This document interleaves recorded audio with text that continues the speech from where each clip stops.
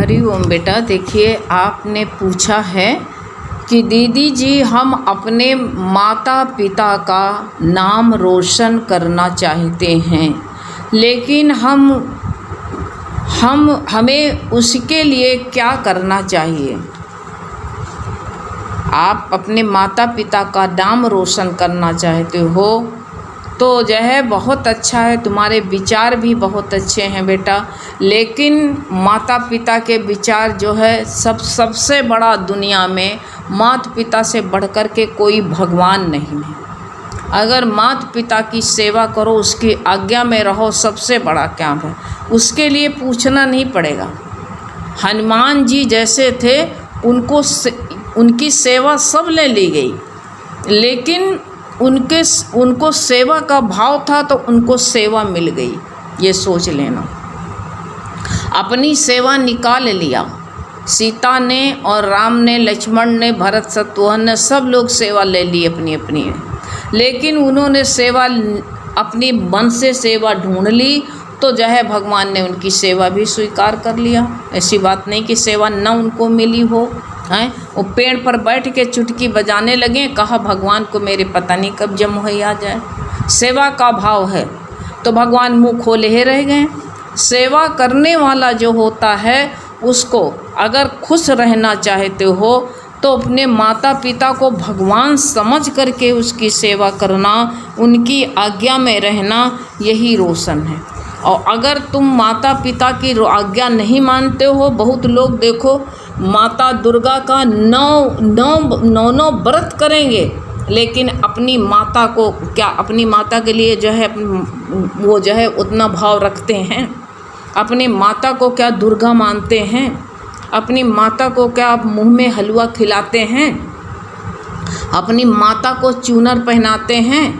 ऐसे जो है एक ब्रह्म ज्ञानी कन्या थी तो उसका जो है अपने गुरु से ज्ञान लेती थी और ब्रह्म ज्ञानी उसको आत्म ज्ञान पैदा हो गया। लेकिन माँ बाप ने उसकी शादी करी, भाई बंधन में बांध दिया उसको, तो उसने कहा भगवान की यही मर्जी, हम कोई बात नहीं।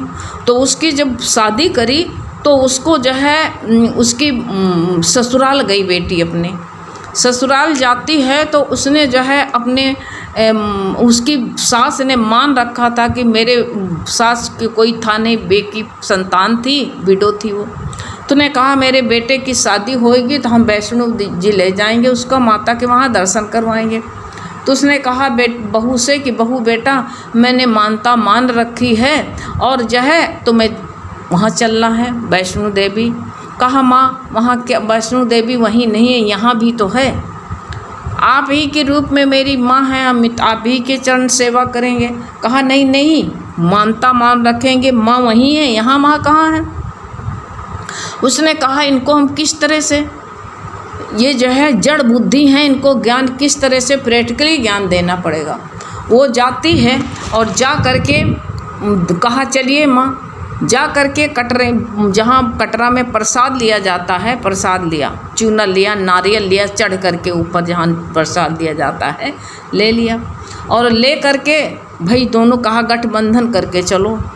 ले करके बेटा और बहू को माँ साथ में लेकर के गई। तो आप देखोगे ना, पहले जाओगे वैष्णो देवी तो वहाँ पर जिस अंदर एंट्री करने लगो, प्रवेश करो तो जो है पहले देखो तो गाय मिलेगी तुमको, मार्मल की गाय बनी हुई है। तो उसने कहा इनको प्रैक्टिकली ज्ञान दे। तो गाय देख करके चिल्लानी, कहा माँ माँ हमको गाय मार देगी, माँ गाय मारेगी मारेगी हमको, गाय मार देगी भगाओ इसको। अरे कहा पागल, ये तो पत्थर की गाय है, गाय पत्थर की कहीं मारती है? कहीं माँ पत्थर की गाय नहीं मारती, कहीं हाँ पत्थर गाय नहीं मारती है। आगे जब इससे आगे और गेट पर जाओ, जब गुफा में प्रवेश करने लगो तो 2 शेर बने हुए दरवाजे पर। तो शेर को देख कर चिल्लानी, कहा माँ माँ शेर खा जाएगा माँ, बचाओ बचाओ। तो कहा हमें लगता वास्तव में इसको ये पागल के साथ में शादी हो गई, ये महापागल है।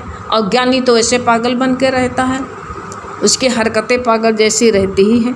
तो कहा अरे ये तो पत्थर के शेर हैं। तो कहा पत्थर के शेर है तब भी हमको खा जाएंगे। तो कहा अरे पागल, पत्थर के शेर कहीं खाते हैं? कहीं माँ पत्थर के सेब नहीं खाते हैं? कहा हाँ, पत्थर के सेब नहीं खाते हैं। तो आगे जाओ, बाण गंगा मिलती है, उसको पार करके गंगा जो झरना बह रहा अंदर अंदर पार करके जाओ, तब माँ दुर्गा का उनका दर्शन मिलता है, वैष्णो देवी का। तो माँ के पास में जो पिंडियाँ बनी हैं, माँ ने कहा कि सास ने कहा कि ये माँ हैं, इनके पैर छुओ, नारियल तोड़ो और इनको चूना उड़ा दो और इनसे आशीर्वाद ले लो। कहा माँ, जब पत्थर की गाय मार नहीं सकती है और जब पत्थर का शेर खा नहीं सकता है, तो पत्थर का शेर, पत्थर की माँ हमको क्या आशीर्वाद देंगे? माँ, हम आप नारियल फोड़ते हैं, आपको भोग लगाते हो, ये पत्थर वाली तो नहीं खाएंगे, लेकिन आप खा सकती हो माँ, लो नारियल का टुकड़ा लो, खाओ। मैं आपको जो है चूनर उड़ा रही हूँ, आप चूनर ओढ़िए और चूनर ओढ़ के मैं आपके चरण छू रही हूँ, आप हमको आशीर्वाद दीजिए बोल के। ये तो कुछ नहीं बोल रही हैं। तब सास का विवेक जागृत हुआ। कहा हम तो पागल समझ रहे थे, ये तो बहुत ब्रह्मज्ञानी थी। ऐसे क्या हमारे अंदर विवेक है? तुम्हारे अंदर ऐसा विचार है कि अपने माँ बाप की इस तरह की आज्ञा में रहती हो, अपने माँ बाप को जो है ऐसे जो है माँ दुर्गा मानते हो, पिता को शंकर जी मानते हो, पूरा पार ब्रह्म परमेश्वर मानते हो, हर बात उनकी अपने जीवन में धारण करते हो, सबसे बड़ा तो यही है। और जो है सत्य मार्ग पर चल करके, अगर सब सत्य मार्ग पर चल करके, हमारे गुरु ने जो है लड़की ही थी और जो है लड़की होते हुए भी उन्होंने जो है इतनी उनके पर परिस्थिति पड़ी और जो है उनको सत्संग में पैसा नहीं मिलते थे, गुरु के पास में जाने से ट्यूशन करके पाई जोड़ते थे, तो बॉम्बे जाते थे। और जब सत्संग निकलती थी गुरु ईश्वरी भगवान ने, तो उनके दुपट्टा जो चूनर रहती थी, दुपट्टा छुपा कर रख लिया जाता था, तो अंगूछा ओढ़ के चली जाती थी। एक चप्पल जो है उनका जब जाने लगती थी, एक चप्पल छुपा कर रख लिया जाता था, लेकिन हिम्मत नहीं हारी, वो दो तरह की चप्पल पहन के चली जाती थी। आज जो है भगवान के प्रति उन्होंने आस्था रखी और क्या राम नाम रोशन नहीं किया? ऐसी कोख में भगवान भक्त पैदा हुआ, तो क्या नाम रोशन नहीं किया? कितना रोशन। बुद्ध थे, अपने माँ बाप की, अपनी माँ की कोख का रोशन नहीं किया। जो भगवान का हो जाता है, क्या उनके माँ बाप ने अपने माँ बाप की आज्ञा में रहे? हमारे गुरुजी परिवार में रहीं, परिवार को जो है परिवार में रह करके और भगवान की भक्ति की, और उन्होंने जॉब किया, पढ़ाई की, अच्छी पोस्ट पर जो है उनका सिलेक्शन हुआ, तो क्या नाम रोशन नहीं हुआ? उनका नाम रोशन हुआ। ऐसे तुम भी सत्य मार्ग पर चल के अपने परिवार में, अपने माता पिता का जो है आज्ञा में रहो, सेवा भाव में रहो, तो भगवान की भक्ति करो, तो क्या भक्ति से नाम रोशन नहीं? ध्रुव के माँ बाप का रोशन नहीं हुआ? वो तो जहान में नहीं रहे, लेकिन नाम आज भी अमर है उनका। क्या उनका नाम बुझ गया? वो तो नहीं रहे, लेकिन मतांग बहुत ज़्यादा इंसान की बुद्धि बदलती रहती। जब बुद्धि बदलती है तो विचार बदल जाते हैं, विचार बदलते हैं। अगर कोई अभी आप पूछ रही हो, आपका पूरा सटीक बैठ गया तो बैठेगा नहीं, आप दूसरे से पूछोगे। इंसान गुरु भी बदलता है, जब विचार बदल देते तो गुरु बदलते हैं। क्या कोई कैसा बता दे? अब जो है एक संत थे, संत जो है तपस्या कर रहे थे, कच्ची बुद्धि के थे, तपस्या करते करते 2 साल हो गए। तो किसी ने पूछा महाराज आपको कितने साल हुए? तो कहा हमका 2 साल हो गए। तो कहा अरे हम तो 6 महीने में जो है भगवत प्राप्ति हो गई, तुमको कोई फायदा नहीं हुआ? अभी जो है तुम्हारे कोई फ़ायदा नहीं हुआ? कहा कोई फ़ायदा नहीं हुआ। तो उन्होंने 2 साल वाली तपस्या छोड़ दी, साध संगत में जाते थे, हरि भजन करते थे सत्संग में, वो सत्संग छोड़ करके दूसरे के पास में चले गए जो 6 महीने से सत्संग कर रहा था। 6 महीने सत्संग करते हो गए। तीसरे ने पूछा तुम जो है तुमको कोई लाभ हुआ? मन में उद्गार आया तो कहा कोई नहीं, 6 महीने हो गए। कह रहे हमको तो 3 महीने में आ गया। 6 महीने के साथ संगत छोड़ दी और 3 महीने वाले में आ गए। अब जो है आगे फिर उसको आगे मिला तो कहा, अरे तुमको कितने दिन सत्संग जाते हो गए, कितने दिन तपस्या कर रहे हो इसमें? कहा 6 महीना हो गए। अरे कहा तुम 6 महीने हो गए, हमको तो 1 महीना हुआ है। देखो हमारे अंदर कितना ऊंचा विचार हो गया। कोई लोग कहेंगे ना, हम तो भजन बना लेते हैं, हम तो ढोलक बजा लेते हैं, हम तो जो है बाणी बोलने लगे, 1 महीना हो गए। क्या हो गया?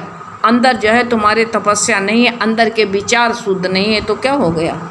अब 1 महीना वाला कर लिया, अब 1 महीना वाला तीसरा और मिल गया, कहा हमको 15 दिन में। वो 1 महीना वाला छोड़ के 15 दिन वाले के पास हम चले गए, उसकी मंडली में शामिल हो गए। अब ऐसे करते करते एक किसी ने कहा, हमको तो सुबह से शाम तक जो है बैठ जाएं भगवान की भक्ति में, जो मांगते हैं वही प्राप्त हो जाता, क्योंकि कटोरा वाले जो होते हैं उनके विचार यही होते हैं। अब 1 दिन हो गया, 1 दिन होते होते एक दिन वो भी चला गया, नास्तिक बन गया, कहीं का नहीं रह गया। ऐसे अगर सत बुद्धि है, सत विचार है, एक गुरु के मत पर चल रहे हो, गुरु देह नहीं होता है, जो आपको वाणी बताता गुरु नहीं है, जो गुरु के वचन बताता उसको अपने हृदय में बसा लो और उसी मार्ग पर चल जाओ, तो भगवान के भक्त जितने हुए हैं उनके माँ का बाप का नाम रोशन हुआ है। कोई समझता है हमको जो है IG बन जाए, DIG बन जाए, जज बन जाए तो रोशन अपने माँ बाप का इसी जन्म में होगा। बस तुम्हारा शरीर नहीं रहेगा तो जो है तुम्हारा नाम यहीं डूब जाएगा, तुम्हारे शरीर के साथ में सब खत्म हो जाएगा।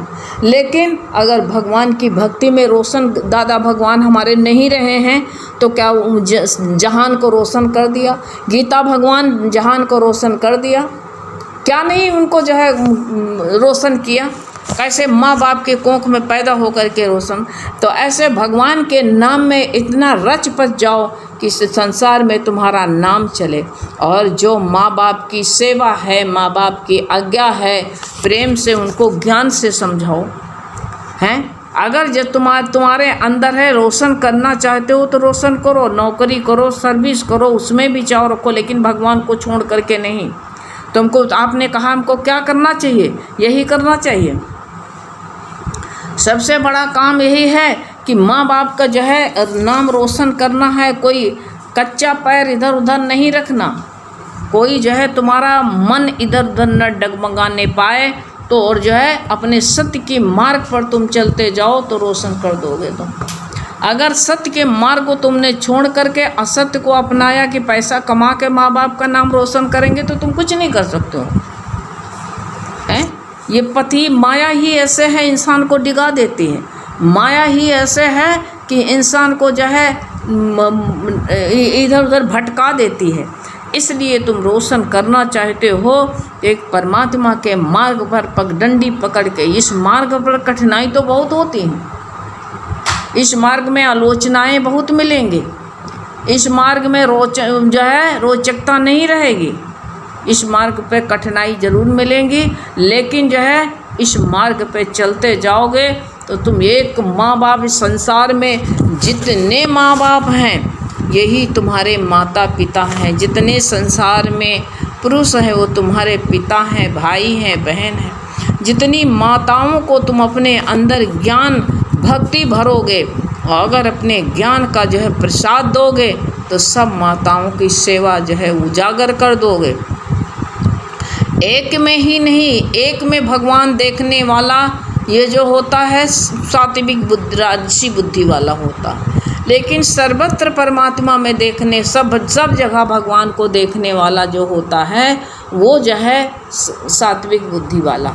आप देखो आपकी सात्विक बुद्धि है कि राजसी बुद्धि है। अगर तुम संसार की भौतिक चीज़ देने से ना तुम्हारे साथ भौतिक चीज़ जाएगी, ना तुम्हारे माँ बाप के काम आएगी।